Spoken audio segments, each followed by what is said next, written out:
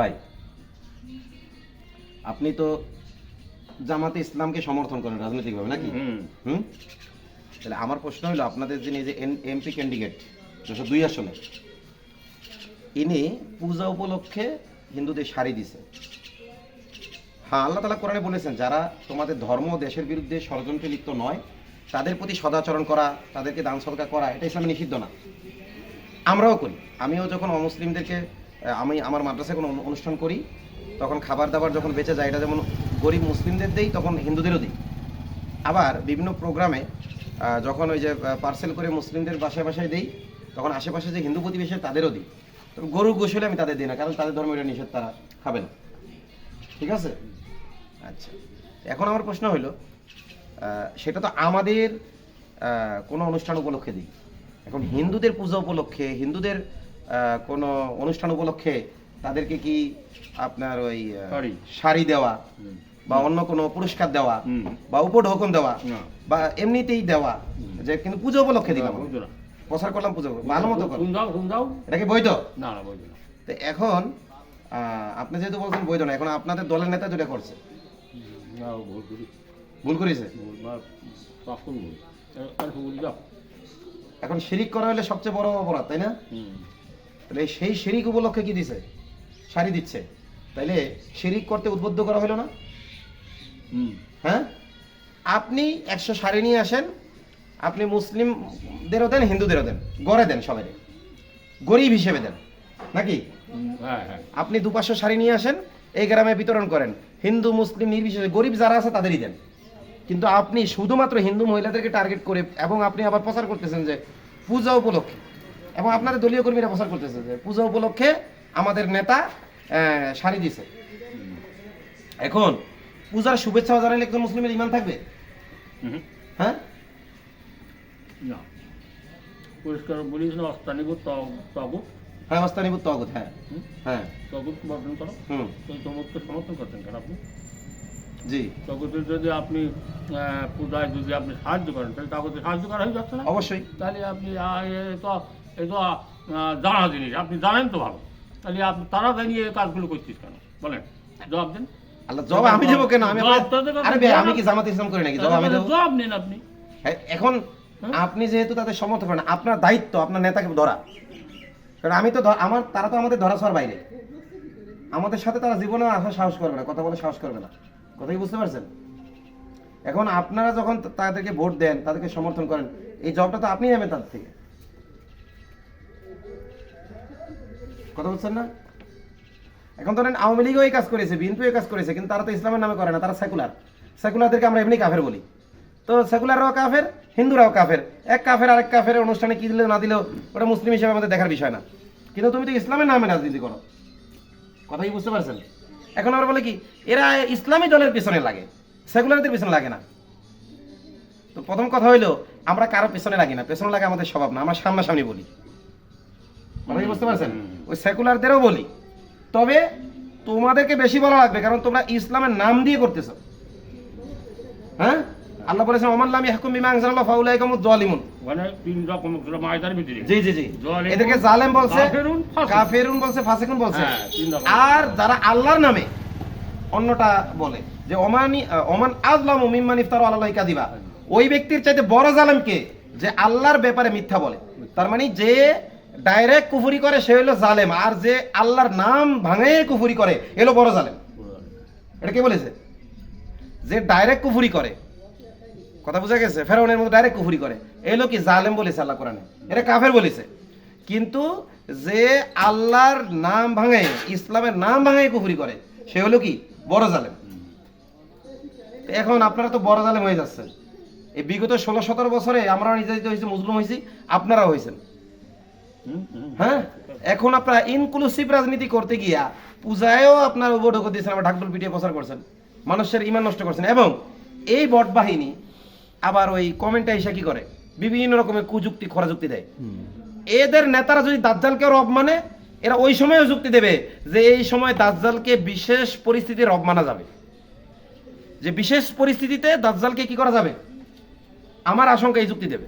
কারণ হিন্দুদের ভোট পাওয়ার জন্য যদি এই কাজ করে, অথচ জগন্নাথ হলে দেখেন জামাত এত হিন্দু প্রীতি দেখাইয়া জগন্নাথ হলে ভোট পায় নাই, বরং হিন্দুরা বলছে যে এই যে 8টা 10টা যে ভোট পাইলো এটা কেন পাইলো, এটা তদন্ত করো কারা। ওই যে চাকমা কি আছে না, ওই ছেলেটাকে তারা প্যানেলে নিছে, ওই ছেলেটার বন্ধু বান্ধব যে 8-10 জন আছে তারা ভোটটা দিছে ওই ছেলেটার কারণে। এটা তো ওই শিবিরের কারণে না, ওই ছেলেটার কারণে। সর্বমিত্র কি জানি চাকমা, ওর কারণে 8টা 10টা ভোট দিছে। তাও আবার তারা তদন্ত করতেছে কেন এই শিবিরের প্যানেলে আমাদের জগন্নাথ হলের 8টা ভোট গেল। তো তোমরা যতই পীড়িত দেখাও হিন্দুত্ববাদীর ভোট তোমরা পাবা না, উল্টো সব ওদেরকে আপন করতে গিয়ে তোমরা প্রকৃত তাওহীদি জনতা এদের সমর্থন হারাইবা। আবার তারা জানে প্রকৃত যারা তাওহীদি জনতা এরা তো ভোটই দিবে না। কারণ ওই যে আপনি একটু আগে মূর্তির তাগুত বললেন, আপনার সাংসদ মানে যে আইন তৈরি করবে তারা তাগুত না? ইসলামে কি আইন তৈরি করার বিষয় আছে না আইন বাস্তবায়নের বিষয় আছে? আইন বাস্তবায়ন করবে, নিজে আইন করা তাগুত না। হ্যাঁ, তাহলে আপনাদের যে আপনার সাধারণ মানে কি বলে নায়েবে আমির একজন, হ্যাঁ তার নামটা আমি ভুলে গেছি, গুগল করলে বের করতে পারবো। সে বলতেছে, তাকে সাংবাদিকরা প্রশ্ন করতেছে, আপনারা যদি সংখ্যাগরিষ্ঠতা নিয়ে ক্ষমতায় যান আপনারা কি শরিয়া আইন প্রতিষ্ঠা করবেন? বলছে কোথায় বলেছি আমরা শরিয়া আইন প্রতিষ্ঠা করবো?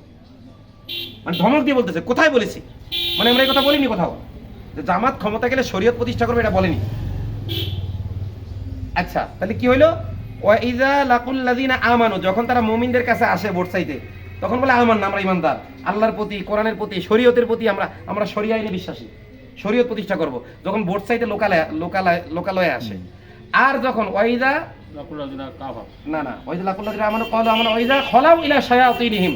যখন তারা শয়তানদের সাথে বসে, টকশোতে বসে, সাংবাদিকদের সাথে বসে, শয়তানদের সাথে যখন যায় বসে, তাদের শয়তান বলছে সূরা বাকারা, হ্যাঁ সূরা বাকারা, শয়তানদের সাথে যায় যখন বসে তখন তারা বলে ইন্না মাআকুম, আরে আমরা তোমাদের সাথে আছি।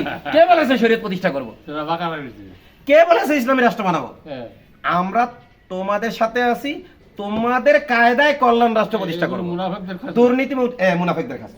তাহলে আপনাদের এই কেন্দ্রীয় পর্যায়ের নেতারাও মুনাফিক, আপনাদের এই যে পাতি নেতারাও মুনাফিক।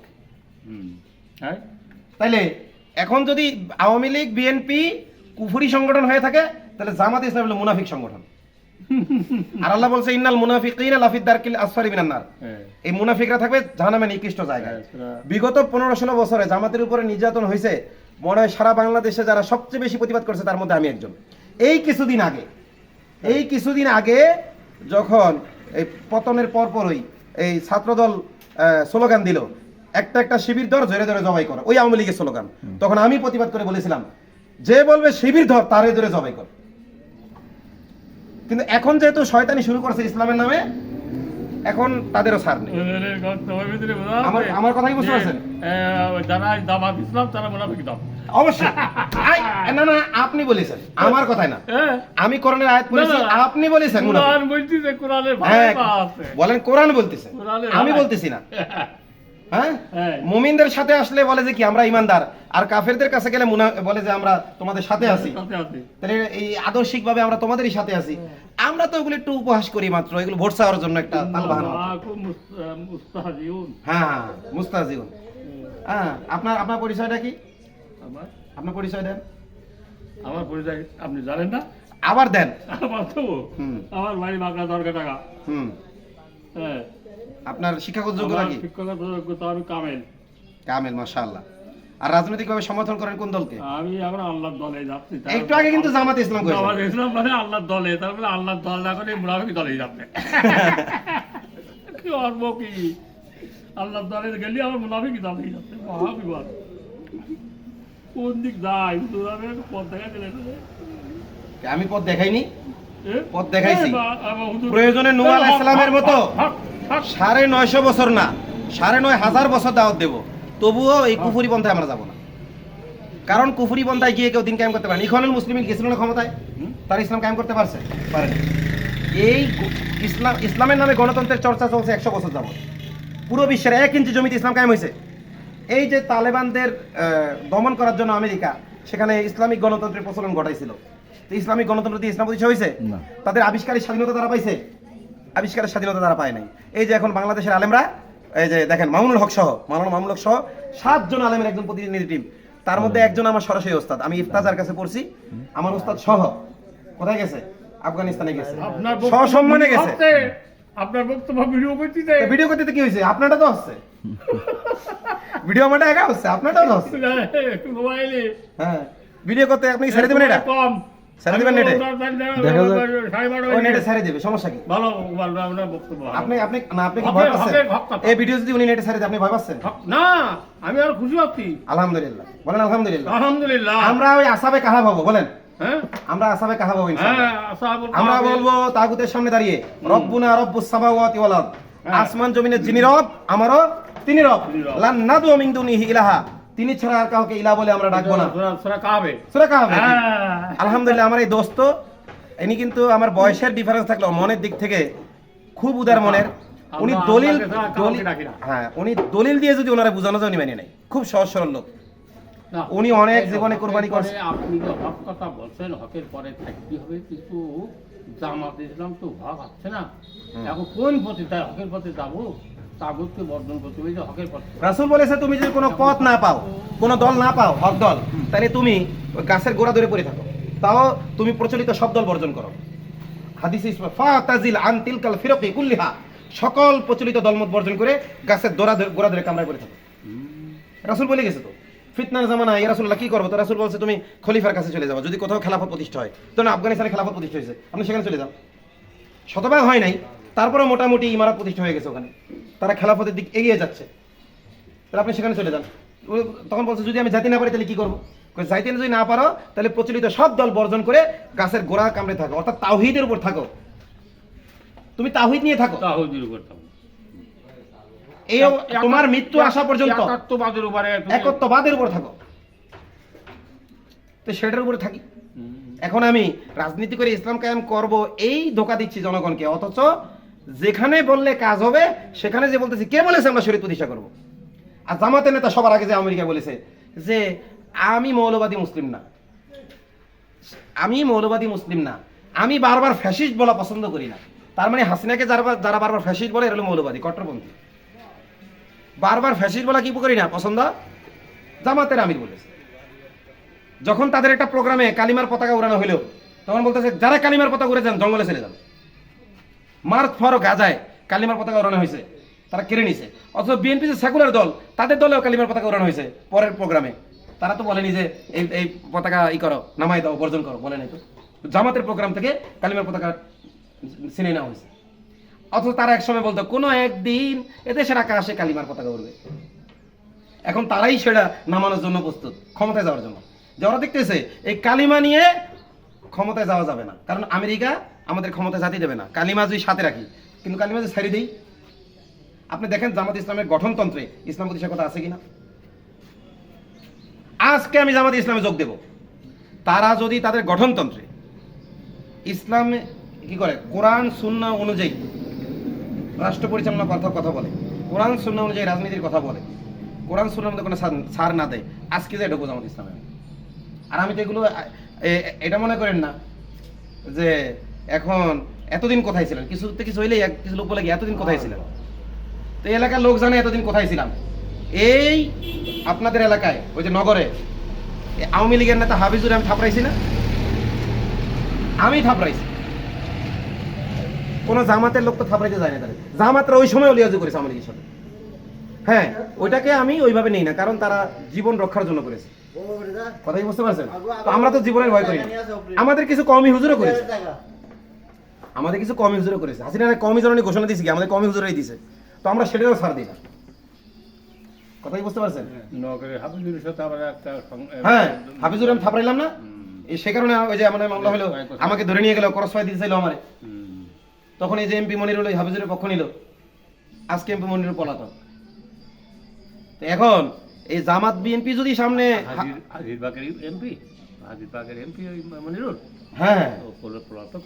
পলাতক না তো কি, হ্যাঁ, তো কি? আপনার কাছে বাগড়া হাজিরবাগের এমপি মনিরুল পলাতক। সে আমাকে বলছিল যে বিক্রমপুর চলে যাইতে, নাইলে আমার ক্রস ফায়ার দেওয়া হবে প্রশাসন দিয়ে। আমাকে ধরেও নিয়ে গেল। পরে ওই সময় মুক্তিযুদ্ধের কমান্ডার আব্দুল আজিজ সাহেব, উনি দুই এলাকার ফিল্ড কমান্ডার ছিলেন, উনি যে আমাকে ছাড়া নিয়ে আসছে যে আমরা দেশে এই জন্য স্বাধীন করছি যে হুজুর হক কথা বলবে আর ধরে নিয়ে এসে হবে। ওনার সাথে আমি তাবলিগে গেছিলাম, তাবলিগে যে ওনার বুঝাইছিলাম যে মাখলুক কিছুই করতে পারে না আল্লাহর হুকুম ছাড়া, আল্লাহ সব পারে মাখলুক ছাড়া।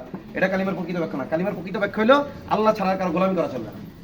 যখন ওনার এটা বুঝাইছি, উনি বলছে এতদিন তাবলিগ করে যা বুঝিনি আপনার কথাই তা বুঝছি, তখন থেকে উনি আমার ভক্ত হয়ে গেছিল। একদম ভুয়া কথা। জি জি ওই যে মাকলুক কিছুই করতে পারে না, আপনার এতে লেখা ছিল, জি, জি। পাণ্ডুলিপিতে লেখা ছিল জি জি জি যে মাকলুক কিছুই করতে পারে না আল্লাহর হুকুম ছাড়া। আল্লাহর হুকুম ছাড়া, আল্লাহ সব আল্লাহ পারে সব মাকলুক পারেন মাকলুক ছাড়া। এটা কালিমার উদ্দেশ্য না। ভুয়া কথা। জি জি এটা কোনো হাদিসের কথা না, হুজুরের কাছে আমার মুখে। আল্লাহ কোরআনে চেষ্টা করতে একদম বলেছে, বাজে কথা, আল্লাহ একদম কোরআনে বাজে চেষ্টা করতে বলেছে। না না জি, তো যাই হোক, এটার মানে দিছে কালিমার উদ্দেশ্য। তার মানে আমরা কিছুই করব না, সব আল্লাহ করে দিবে। ঠিক আছে। আমাদের এখন দিন কেমন? হুজুর জি বলেন। সংযোগ রাখা খুবই জরুরি জি বা ভালোবাসে। অনেক দিন থেকে আপনাদের সংযোগ আছে। আমিও আল্লাহ পাকের কাছে চাই যে আমি যেন হকের পায়ে থাকতে পারি। না, আপনি তো হাসিনার আমলে আমার সঙ্গ ছাড়েন নাই, এখন কম আসে। এখন হাসিনার আমলে কিন্তু প্রতি সপ্তাহে এক দুবার আসতো। এখন এই যে জিনিস দুটো আমি কথা বলি, হুম অনেক কথা আপনার মুখ থেকে শুনলাম, গুরুত্বপূর্ণ বক্তব্য শুনলাম। জি এখন এই কোভিড যে ঘটনা, জি সেদিনকে আপনি ফোন দিলেন আমার কাছে রাত্রি, জি আমার বিটার বউ এই কথা আব্বু আপনার কাছে তার কথা বললাম, কথার ভিতরে আপনি বললেন আপনি আমার ঠিক করেছেন। আচ্ছা, আপনি কি বলবেন আমি বুঝতে পারিনি। শোনেন, কবির রে এই বিয়ে করতে নিষেধ করেছিলাম, ঠিক আছে? একটু ভাবার আমি বলি। পর্যালোচনা। সে বলেছিল যে তার বিবাহ প্রয়োজন, আমাকে বলেছিল মেয়ে দেখে তাকে বিবাহের ব্যবস্থা করে দিতে, এবং তার যথেষ্ট টাকা পয়সা আছে। এবং আমি বলেছিলাম আপনি যদি প্রকাশ্যে বিবাহ করেন, কোনো গোপনীয়তা অবলম্বন না করেন, আপনার আগের বউ জানবে, আগের শ্বশুরের লোক জানবে, সবাই জানবে। প্রকাশ্যে করবেন, সামাজিক ভাবে করবেন, তাহলে আপনার সমস্যা আছে। আমি কোনো গোপনীয়তার মধ্যে আমি নেই। না, তো এই বিষয়টা যখন একটু আলোচনা হয়, তখন তার স্ত্রী আমার স্ত্রীদের সাথে যোগাযোগ করে, কবিরের প্রথম স্ত্রী আমার স্ত্রীদেরকে বলে যে কবির এর আগেও কয়েকটা বিয়ে করেছিল, সে বউ রাখতে পারেনি, এবং সে হ্যাঁ, এবং সে শারীরিকভাবে অক্ষম। তখন আমি কবিরের কাছে জিজ্ঞেস করেছি, ভাই আপনারা, তখন কবিরও নিজে বলেছে সে শারীরিকভাবে অক্ষম, এবং এই জন্য কবিরের বউ তারে বুড়ো বলে ডাকে, সে শারীরিকভাবে অক্ষম হয়। আচ্ছা, আমি শ্বাস করি। তো যার কারণে আমি কবিরকে আর এই বিষয়ে আগাইনি। সে আমাকে অনেকবারই বলেছে, আমি আগাইনি। তখন একবার সে বললো, ভাই আমি শারীরিক কারণে বিয়ে করতে চাই না, আমার বউ মূর্খ, তার সাথে দুটো শান্তিতে কথাও বলতে পারি না, আপনি একজন দিনদার মেয়ে দেখে দেন, আমার শারীরিক কোনো চাহিদা নেই, হ্যাঁ, সে সুস্থ অসুস্থ, যে অসুস্থ হয় আমি তার সেবা যত্ন করবো, আপনি একটা বিয়ে শুধু আমার দিয়ে দেন, আমি তার ভরণ পোষণ দেবো, এবং একজন দিনদার মহিলার খেদমত করবো, আমাকে এটা বললো। তখন আমি বলছি এটাও যদি হয়, এটা গোপনে আমি করবো না, কারণ গোপনে করলে তার বউ যখন হঠাৎ জানবে, তখন সে বিশৃঙ্খলা হবে। আমি বলছি এটা প্রকাশ্যে হবে, যাতে সমস্যা জানাজানির মাধ্যমে হবে। আমি তাকে যখন সহযোগিতা করি নাই, তখন সাতক্ষীরায় এক মাদ্রাসা এক হুজুর ব্যভিচার করে ধরা পড়ে ওখান থেকে কেলানি খাইয়ে চলে আসছিল তার বাড়িতে, তার বাড়ি পাইগাছা। তখন আমি ফেসবুকে একটা পোস্ট দিয়েছিলাম যে আমার মাদ্রাসায় এখন শিক্ষক প্রয়োজন। তো সে আসছিল, আসার পরে তার ইন্টারভিউ নিয়ে মোটামুটি উপযুক্ত, তাকে আমি চাকরি দিয়েছি, কিন্তু সে তার আসল আইডি কার্ডে যে নাম, সেই নাম না ব্যবহার করে অন্য নাম ব্যবহার করছে, এবং আমার মাদ্রাসার কোনো ভিডিওতে সে আসতো না। কথা কি বুঝতে পেরেছেন? তো সে বলল যে, তখন আমি তাকে বললাম যে আপনি ভিডিওতে আসতে চান না, আবার নামও অন্যটা দিয়েছেন কেন? তখন বলল যে আমার কিছু সমস্যা আছে, ঠিক আছে, প্রশাসন আমাকে খোঁজে, আমি কিছু মানে হকের পথে থাকার কারণে আমার কিছু ঝামেলা আছে, এই কারণে আমি আমার নাম পরিবর্তন করেছি। তো চিন্তা করলাম আমিও তো আওয়ামী লীগ দ্বারা নির্যাতিত, আওয়ামী লীগ প্রশাসন যেহেতু তার উপর খেপা, মানে এগুলো সে মিথ্যা বলেছে। মানে তার ভিডিওটা যদি যায়, তাহলে তো ওই মাদ্রাসার লোকজন, এলাকার লোকজন বলবে এই হুজুর তো ব্যভিচারী, দর্শক, সেখান থেকে পালাইছে, আপনারা তার চাকরিতে নিয়েছেন কেন, এরকম একটা হয়তো বলবো। যার কারণে আমি মানে সে মিথ্যা পরিচয় ছিল, মানে আমি যা বললে কনভিন্স করতে পারে, আমার তাই বলেছে। আচ্ছা, তো আমার এখানে থেকে ওই কবিরদের সহযোগিতা, সেও একটা গোপনে বিয়ে করেছে, আবার কবিরে তো আমি দিচ্ছি না বিয়ে গোপনে, সেও আবার কবিরের একটা গোপনে বিয়ে দিয়ে দিয়েছে। মানে আমি কিন্তু স্পষ্ট বলেছি কবিরে এখানে এভাবে বিয়ে দেওয়া যাবে না, কথা বুঝতে পারছেন? কিন্তু তারপরেও সে আমাকে না জানে, আমাকে ওভারটেক করে নিজেও একটা গোপনে বিয়ে করেছে, কবিরকেও কি একটা গোপনে, এটা আমি কোনোটাই আমি জানতাম না, বিয়ে দিয়েছে। কারণ কেন দিয়েছে? কবিরের টাকা পয়সা আছে। তো দেখা যাচ্ছে কবিরের একটা কথা আমি শুনতেছি না, সে শুনতেছে, তখন তার প্রতি কবির কি হবে? একটু দয়া করবে যে এ আমার কথা শোনে, কথাই বুঝতে পারছেন?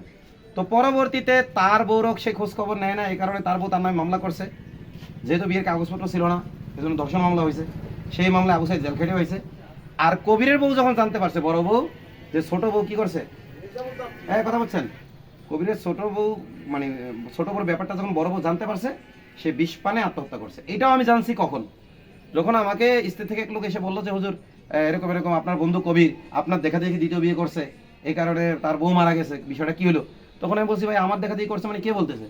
তখন বলছে এটাই আলোচনা হচ্ছে। তখন আমি বললাম সে আমার দেখা দেখি যদি বিয়ে করে থাকে তাহলে আমার সাথে পরিচয় হওয়ার আগে 3 সেটে বিয়ে করেছে, সেগুলো কেন করেছে? এরপর আমি তো তাকে নিষেধ করেছি এবং বলেছিলাম যে তুমি যদি একাধিক বিয়ে করো, আমি যদি জানতে পারি আমি কিন্তু জানাই দেবো, প্রচার করে দেবো, আমি কিন্তু গোপন রাখবো না। তাকে হুমকি দিয়েছিলাম, কিন্তু তারপরে জানার পরে আমি আর ওটা প্রচার করি নাই, কারণ তার সংসার আমি ফেতনা লাগাতে চাইনি। পরে আমি জানছি, বিয়ে হয়ে যাওয়ার কয়েক মাস পরে আমি জানছি। পরে আবু সাইদকে ডেকে আমি জিজ্ঞেস করছি, ভিডিও করে রাখছি, যে আপনি যে কবিরকে কে বিয়ে দিয়েছে? তখন সে বলছে আমি দিছি। তো বিয়েটা কিভাবে হয়েছে? ওই মেয়ে কি ছিল? বলছে ছিল না, মেয়ের উকিল ছিল। উকিল কে ছিল? কয় সম্ভবত আমি ছিলাম। মানে সে সম্ভবত আমি ছিলাম, মানে সে জানে না যে কে ছিল। কথা বলছে সম্ভবত আমি ছিলাম, আমি ছিলাম সম্ভবত। যাই হোক আমি ছিলাম সম্ভবত। তো এইগুলো বলে সব কথা আমি রেকর্ড করে রাখছি। তো এই রেকর্ডটাও করেছি 4-5 মাস আগে, তখন এটা জানাজানি ওইভাবে হয়নি, আমি জানতে পারছি। তো আজকে যে কবিরের বউ তার 3টা সন্তানের মা মারা গেল, তার একটা বাচ্চা আপনার ওই তেলে পড়ে মারা গেছে, আগুনের ওই যে কড়াইতে পড়ে মারা গেছে, সেই জানাজাও আমি পড়াইছি। এবং আলহামদুলিল্লাহ কবিরের বাসায় আমি অনেকদিন গেছি, ওই মহিলা আমাকে রান্না করেও খাওয়াইছে, ওই মহিলা আমাকে রান্না করেও খাওয়াইছে। এখন সে যেহেতু দেখছে যে আমার স্বামী এর আগে অনেকগুলো বিয়ে করছে, এরপরে আবার গোপনে বিয়ে করলো, সেটা এই প্যারা নিতে পারেনি, সে আত্মহত্যা করছে। কারণ আমার প্রশ্ন হলো, এই গোপন বিয়ে না দিয়ে যদি প্রকাশ্যে হইতো, এটা সালিশের মাধ্যমে যে আমার বিয়ের প্রয়োজন বা আমি আমার টাকা পয়সা আছে, আমি একজন মানুষের দায়িত্ব নিতে চাই, সে বাধা দেওয়ার অধিকার রাখে না। তখন তার বাপ ভাইরা আসবে, ঠিক আছে তুমি আরো বিয়ে করতে চাইলে আমরা অনুমতি দিলাম, তোমার করো, অথবা আমাদের মেয়ে আমরা নিয়ে চলে যাই, তুমি 10টা বিয়ে করো। সে যেহেতু ইসলামের এই বিধান মানতে পারবে না, তাহলে সে আলাদা হয়ে যাবে। একটা ব্যালেন্স তৈরি হইতো তখন নাকি হয়। কিন্তু এই আত্মহত্যা যে করলো, কবিরের 3য় সন্তানের বয়স হলো 20 মাস, দুধ খায় এখনো, সে দুধের সন্তান রেখে আত্মহত্যা করছে। তা আমি মনে করি এই দোষ কবিরের না, কারণ রাসূলের আলেম রইল নবীদের কি ওয়ারিস। এখন নবী যদি সাহাবীদের একটা কাজ করায় দেয়, তো সাহাবীর এই কাজটা করবে না? এখন আলেম হয়ে যদি কেউ কোনো কাজ কাউরে করায় দেয়, তো সে মনে করবে এই আলেম বিরোধিতা করছে, আমার সাথে তো আলেমই রয়েছে, অথচ গোপনে বিবাহ করা কোনো মাযহাবে জায়েজ নেই। 4 মাযহাবের কোনো মাযহাবে ভিতরে জানাজানির ভিতরে করতে হবে। অন্য 3 মাযহাবে বলেছে বিয়ে হবে না, আর ইমাম আবু হানিফা বলেছে যদি গোপনে কেউ বিয়ে করে, অভিভাবক চাইলে এই বিয়েটা ভেঙে দিতে পারবে এবং এই বিয়েতে কোনো বরকত হবে না, শান্তি হবে না।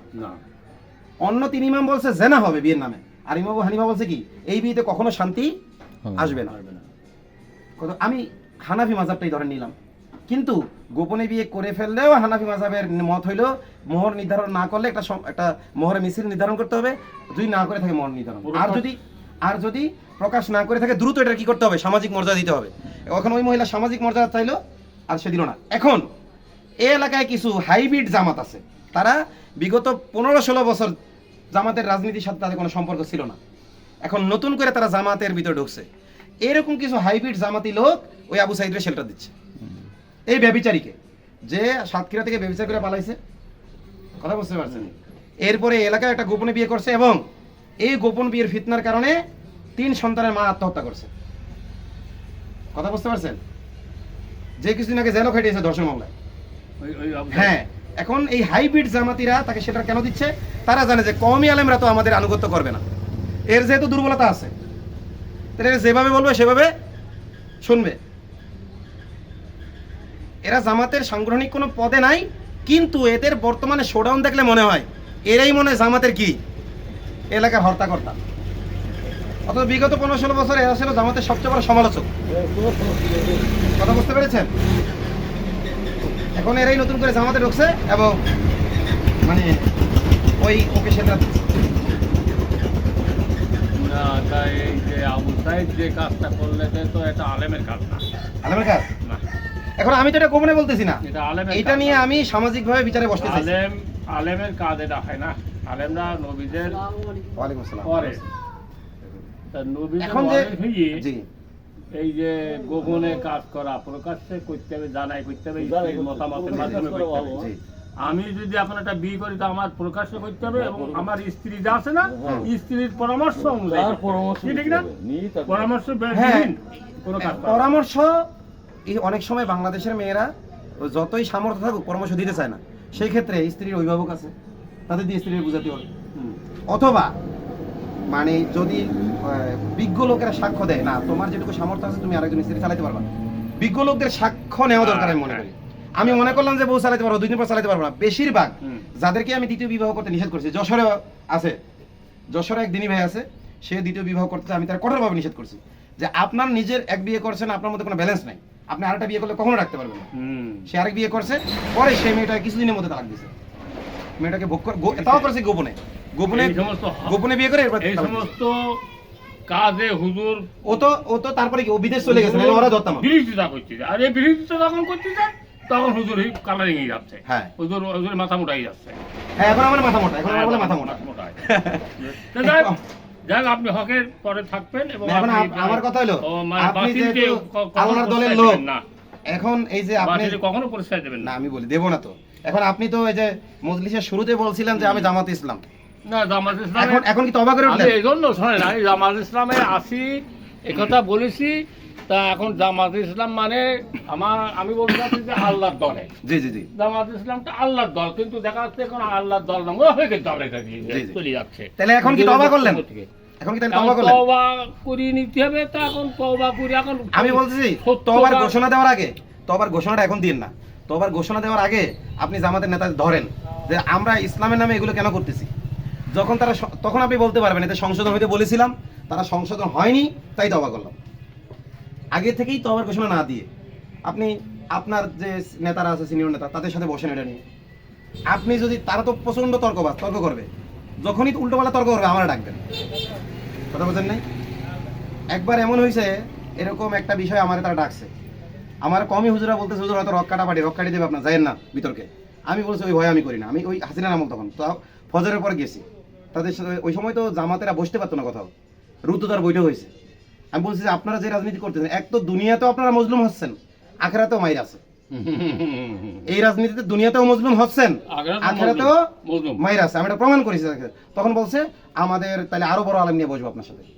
পরে কাতারে একজন তাদের থাকে যে জাকারিয়া ভাই, তারা নিয়ে বসছিল, তখন সেও জবাব দিতে পারেনি। সে বলছে ইনশাল্লাহ এটা জবাব আমি পরবর্তীতে দিব তৈরি করে। তখন আমি আমার ইমেল অ্যাড্রেস দিয়ে দিলাম, এই আমার ইমেল অ্যাড্রেস দিলাম, এই জবাবগুলো লিখিতভাবে আপনি আমার দিয়েন, আজ পর্যন্ত দেয়নি। আগে সব আমি জামাতের ব্যাপারে কথা বলি পড়াশোনা করে, না পড়ে না। আমি পড়াশোনা ছাড়া কোনো কথাই বলি না। এই যে আবু সাইদের ব্যাপারে যেগুলো বললাম, যেগুলোর প্রমাণ আছে এগুলো বলছি। গত 2 দিন আগেও তার ব্যাপারে এমন এমন রিপোর্ট আমার কাছে আসছে, সেগুলো এখন বলবো না, কারণ আমি প্রমাণ হাজির করা ছাড়া একটা কথা বললে পরে বলে তুমি প্রপাগান্ডা করছো। প্রমাণ হাজির করে নিই, আরো অনেক তথ্য আমার কাছে আছে। তো ঠিক আছে, এখন আপনার দায়িত্ব, যেহেতু আপনি ওই দলে ছিলেন বা এখনো তো প্রকাশ্যে আর ঘোষণা তো আপনি দেন নাই, এই জন্য আপনার দায়িত্ব হলো দলীয় নেতাদের সাথে তাদেরকে প্রশ্ন করা, কেন এই কথা বললো জামাতের আপনার সেক্রেটারি, না সেক্রেটারি মানে নায়েবে আমির, ইসলামের পরিভাষায় আমিরের পরবর্তী স্থান, যে কোথায় বলেছি আমরা শরীয়ত প্রতিষ্ঠা করব। জামাতের হাজার হাজার বক্তাদের বক্তব্যে আছে যে তারা কি করবে, জনগণের বলে যে শরীয়ত প্রতিষ্ঠা করবো, বলে কিনা আমরা ইসলাম প্রতিষ্ঠা করবো। এখন তারা বলতেছেন আমরা ক্ষমতায় ইসলাম প্রতিষ্ঠা করবো না, আমরা শরীয়ত প্রতিষ্ঠা করবো না। তাহলে ওই আমেরিকার কাছে একটা বলতেছে, সাংবাদিকদের কাছে আরেকটা বলতেছে, আর জনগণের কাছে ভোট চাওয়ার সময় কি আরেকটা বলতেছে, এটা মুনাফিকি না? কি বলেন? তো এইটা জবাব যদি দিতে পারে তারা, সঠিক জবাব, আমি আজকে জামাতে ঢুকবো, আমি হবে জামাতের সবচেয়ে বড় ক্যানভাসার ইনশাল্লাহ, যদি জবাব তারা দিতে পারে। চ্যালেঞ্জ করলাম। তাহলে তো কোনো দলই হকের পরে এই যে ওর ভিডিও করতে ছেড়ে দেওয়া হবে না, কোনো সমস্যা নেই। হুজুরের যে বক্তব্যগুলো যা বোঝা যাচ্ছে, কোরআনেরই কথা, কোরআন ওনার কথা না, কোরআনেরই কথা। তখন কোরআন থেকে যে বক্তব্যটা উনি পেশ করছেন, তাতে দেখা যাচ্ছে কোনো দলই হকের পরে নেই। বাংলাদেশে প্রকাশ্যে যে রাজনৈতিক দলগুলো আছে, রাজনৈতিক কথাই বল। মানে যারা ধরেন গণতান্ত্রিক রাজনীতি করে না, এদের তো নিবন্ধনই দেবে না, এদের তো বানিয়ে দেবে জঙ্গি সংগঠন। জঙ্গি কাদেরকে বলে? সুব্রত কুমার বালা, আমি যখন যশোর জেলখানায় ছিলাম, জেএমবির এক আসামিকে কেস টেবিলে নিয়ে গেছে। ওই সময় সুব্রত কুমার বালা ছিল সিনিয়র জেল সুপার, যে কাশিমপুরে যে গণহত্যা চালাইল। তুহিন কান্তি পাল হলো আপনার, সে মুসলিম হয়ে এক মুসলিম জেলার মেয়ে বিয়ে করে আবার হিন্দু হয়ে গেছে, মানে মুরতাদ, এবং ওই মহিলাও মুরতাদ হয়ে গেছে। তাহলে সুব্রত কুমার বালা, তুহিন কান্তি পাল এবং তুহিন কান্তি পালের মুরতাদ বউ, এই 3 জন কেস টেবিলে বসা। জেএমবির এক আসামিকে, মানে ইসলামপন্থীদেরকে নিয়ে তারা অপমান অবস্থা করতো, মানে মিথ্যা মামলা। এক আলেম, সে জেএমবি ছিল না কিন্তু তাকে ওইটার ফাঁসানো হয়েছে, তাকে নিয়ে গেছে কেস টেবিলে। নিয়ে যাওয়ার পর তো বলতেছে উনি কে, তো ওই সুবেদার আবার মুসলমান, নামধারী মুসলমান। সুবেদার বলতেছে হুজুর ওই জঙ্গি। তখন বলছে আপনিও তো জঙ্গি। সুবেদার কি বলতে, এই সুব্রত কুমার বালা আর তুহিন কান্তি পাল, এরা বলতেছে আপনিও তো কি, জঙ্গি। আপনিও তো জঙ্গি। বলছে কেন? বলছে মারামারি করে বা কাটাকাটি করে এই কারণে কাউকে জঙ্গি বলা হয় না, ভালো মতো বুঝে, বা অস্ত্র ধরে কিছু করতে এই কারণে জঙ্গি বলা হয় না। জঙ্গি বলা হয় এই কারণে যে তারা মৌলবাদ প্রতিষ্ঠা করতে, ইসলাম প্রতিষ্ঠা করতে চায়। এখন আপনাকে যদি প্রশ্ন করা হয় যে আপনি কি কোরআনের রাজনীতি চান, মানে কোরআন দিয়ে রাষ্ট্র চালাইতে চান, নাকি আপনি চান যে মানব রচিত আইনে রাষ্ট্র চলবে, আপনি কি বলবেন? না না, ওই সুবেদারকে প্রশ্ন করছে। আপনি যদি বলেন আমি মানব রচিত আইন চাই, তাহলে আপনি মুসলমান থাকবেন না। আর যদি আপনি বলেন যে কোরআনের আইন চাই, তাহলে আপনি জঙ্গি। এখন আপনি বলেন আপনি কোরআন চান কি চান না? এখন সুবেদার তো বলতে পারতেছেন আমি কোরআন চাই না। হিন্দুটাকে বলতেছে যারা কোরআন প্রতিষ্ঠা করতে চায় তারা সবাই জঙ্গি, যেই পথেই চাক, যেই পথেই চাক। হিজবুত তাহরির, বাংলাদেশে হিজবুত তাহরির কোন সন্ত্রাসী কর্মকাণ্ড করছে আজ পর্যন্ত? একেবারে শান্তিপ্রিয় একটা দল। তারা বলে আমরা সব জায়গায় কি দেবো, দাওয়াত দেবো, আমরা সেনাবাহিনীকে দাওয়াত দেবো, আমরা প্রশাসনকে দাওয়াত দেবো। তাদের যখন বুঝে আসবে তারা ইসলাম কি করবে, আমাদের পক্ষে প্রতিষ্ঠা করবে। এটা হিজবুত তাহরিরের মতবাদ। তাদের সাথে আমাদের অনেক বিষয়ে দ্বিমত আছে, কিন্তু তারা তো কোনো ধরনের একটা দেখান যে হিজবুত তাহরির কারো গালে চর মারছে, এরকম কোনো রেকর্ড নাই। কিন্তু তাদেরকে জঙ্গিবাদের খাতায় কেন ই করছে? এরা রাষ্ট্রীয়ভাবে কি প্রতিষ্ঠা করতে চায় ইসলাম। আজকে আমি একা একা আছি, কিন্তু আমি যে একটা দল ঘোষণা করি যে রাষ্ট্রীয়ভাবে আমরা ইসলাম প্রতিষ্ঠা করতে চাই, কালকে আমার বলবে জঙ্গি। কথাই বুঝতে পারছেন? তাহলে তারা জামাত শিবিরকে জঙ্গি বলে না। কেন বলে না? তারা জানে যে জামাত শিবির কি করতে চায় না। এই জন্য হাসিনার আমলে জামাত শিবিরের নামে কিন্তু জঙ্গি মামলা হয়নি, নাশকতার মামলা হয়েছে। জঙ্গি মামলা হয়েছে সন্ত্রাস দমন আইন 2009, এই আইনে মামলা হয়েছে শুধুমাত্র যারা পিওরভাবে শরিয়া আইন চায়। জামাত শিবিরের নামে সন্ত্রাস দমন আইনে মামলা হয়নি, তাদের নামে মামলা হয়েছিল কি, নাশকতার মামলা। হ্যাঁ, ব্যতিক্রম থাকতে পারে, কিন্তু দলগতভাবে তাদেরকে কি দিছে মামলা বলেন? নাশকতার মামলা। আর আমাদেরকে কি দিছে? জঙ্গি মামলা। আমরা জঙ্গি, তারা রাজাকার। তাদেরকে রাজাকার বলে 71-এর ভূমিকার কারণে, আর আমাদেরকে জঙ্গি বলে আমরা পিওরভাবে কোরআনের শাসন চাই তাই। তো সুব্রত কুমার বালা বলতেছে ওই সুবেদারকে যে আপনাকে যদি জিজ্ঞেস করা হয় আপনি কি চান, কোরআন চান কি চান না, যদি আপনি বলেন রাষ্ট্রীয় কোরআন চাই, তাহলে আপনিও জঙ্গি। সুব্রত বালা বলতে আপনি এর জঙ্গি বলতেছেন কে? জঙ্গি আপনি নিজেও। আপনি যদি কোরআন চান রাষ্ট্রীয়ভাবে, ব্যক্তিগতভাবে যারা ইসলাম পালন করে এদেরকে জঙ্গি বলা হবে না, কিন্তু রাষ্ট্রীয়ভাবে কোরআনের বিজয় চায় তাকে জঙ্গি বলে। তো জামাত শিবিরকে জঙ্গি বলে না কেন? কারণ রাষ্ট্রীয়ভাবে তারা কোরআন চায় না, জনগণের থেকে ভোট নেওয়ার জন্য মিথ্যা কথা বলে। কথা কি বুঝাতে পারছি? আসুক তারা আমার সাথে টকশোতে আসুক, আমাদের কাছে আসবে না। তারা এমন লোক নিয়ে টকশো বসবে তাদের কোনো জ্ঞানই নেই, তাদের কোনো ধারণাই নেই। তারা আমাদের সাথে বসুক, পারলে আমাদের সাথে বসবে না, কখনোই বসবে না আমাদের সাথে তারা। হ্যাঁ, আমাদের সাথে বসলো আবার গোপনে বসবে, অন রেকর্ড। এই যে আপনি যেমন অন রেকর্ড বসেন, এইভাবে সাহস পাবে না। এই জামাতের আতি নেতা, পাতি নেতা আর হাতি নেতা সব নেতারা চ্যালেঞ্জ করলাম যে এইসব বিষয়ের জবাব দিক আমাদের সাথে বসে অন লাইভ। কথা বুঝতে পারছেন? আমার কথা হইল তারা মুসলিম কিনা, যদি মুসলিম হয় কোরআনের আয়াতগুলো মেনে নিতে হবে। কথা বুঝেন না? তারা বলতেছে পর্দা ম্যান্ডেটরি না, কি না, পর্দা নাকি আবশ্যিক না, হিজাব আবশ্যিক না। তারা বলতে হিজাব আবশ্যিক না। কোরআনে আল্লাহ বলেছে না, একজন নারী যদি একজন পুরুষের সাথে কথা বলে হিজাব, পর্দার অন্তরাল থেকে কথা বলবে। কি বলেছে? এই যে সূরা আযাব। আপনি তো আমার চেয়ে বেশি কোরআন মুখস্থ, মাশাআল্লাহ। সূরা আযাবে আল্লাহ বলেছেন, কত নম্বর আয়াতে বলা যাবে? আচ্ছা, সূরা আযাবে আল্লাহ বলেছেন হিজাব, নারীরা পুরুষের সাথে কথা বলবে পর্দার অন্তরাল থেকে, পর্দার আড়াল থেকে। এই আজহারিরা কিছুদিন আগে যে নেকাব আবশ্যক না এই বলে মুসলিম নারীদের থেকে ইসলামের নামে নেকাব ছিনিয়ে নিছে। অনেকে ওই আজহারির ফতোয়ার কারণে মেরে বলে এত কট্টর পর্দা করার দরকার নেই। এখন আবার তারা বলতেছে হিজাবও ম্যান্ডেটরি না। হিজাব কোনটা? যেটা চেহারা খোলা থাকে কিন্তু কি অন্তত মাথাটা ঢাকা থাকে। বলতে হিজাবের কথা ইসলামে বলা হয়নি, কোরআনে আছে হিজাবের কথা। কথা কি বুঝতে পারছেন? বলতে কোথাও নাই হিজাব ম্যান্ডেটরি না, বলতেছে মুসলিম পরিচয় দিতে হলে নামাজ যেমন ম্যান্ডেটরি, মুসলিম পরিচয় দিতে হলে হিজাবও কি ম্যান্ডেটরি। এবং এটা শুধু নারীর জন্য না, নারী পুরুষ উভয়ের জন্য।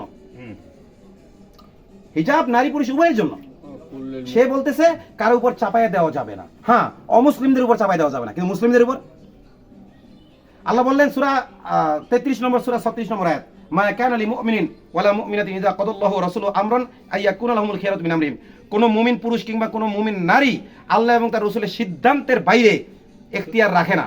মানে সূরা আযাব দেখছেন, আপনার সব মুখস্থ মাশাআল্লাহ। তো এই যে সূরা আযাবে যে আল্লাহ বললেন যে কোন আল্লাহ এবং তার রাসূলের সিদ্ধান্তের বাইরে সিদ্ধান্তের বাইরে যাতে যেতে পারবে না, তাহলে ম্যান্ডেটরি।